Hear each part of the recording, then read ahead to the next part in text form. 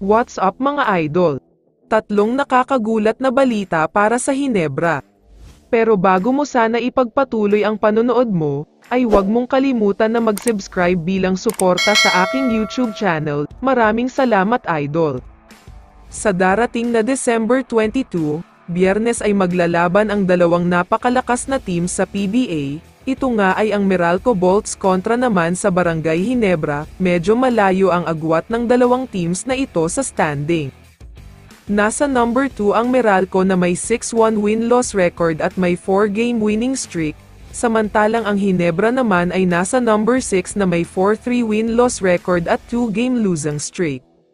Maraming mga Hinebra fans ang sobrang nalulungkot talaga, dahil hindi maganda ang pinapakita ngayon ng paborito nilang team. Kung napapanood nyo ang mga laro ng Hinebra ay parang magulo ang sistema nila ngayon.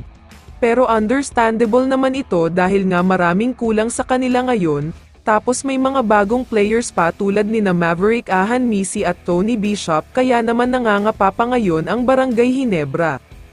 Samantala, may tatlong nakakagulat na balita naman tungkol sa Hinebra. Unahin na natin ang tungkol kay Scottie Thompson.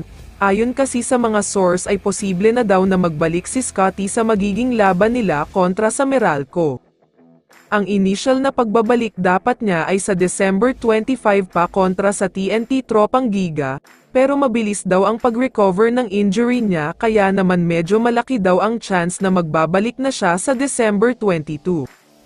Ang pangalawang balita para sa Hinebra ay tungkol kay Tony Bishop. Make or break nga daw ang ipapakita ni Bishop sa magiging laban ng Hinebra kontra sa Meralco, at dito na magkakaalaman kung mananatili pa nga ba siya. Kapag maganda nga daw ang ipapakita niya, mananatili pa siya sa Hinebra para patunayan ang sarili niya, pero kapag hindi pa rin daw maganda ang ipapakita niya, ito na ang magiging last game niya para sa Hinebra dahil papalitan na siya.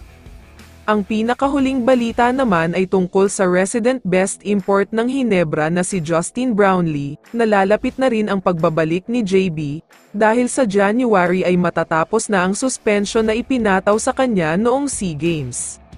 Ito nga ang connected na balita kay Bishop at Brownlee. Kapag hindi maganda ang ipapakita ni Bishop sa next game ng Hinebra, hihintayin na lang nila na matapos ang suspension ni JB at tuluyan na nga itong babalik para sa Hinebra. Kaya naman kung ikaw ang tatanungin idol, ano ang masasabi mo sa tatlong mabibigat na balitang ito? I-comment mo naman ang sagot mo sa tanong na ito. So dito na nagtatapos ang video na ito. Maraming salamat sa pagsuporta at panonood mga idol. Ingat at bye-bye.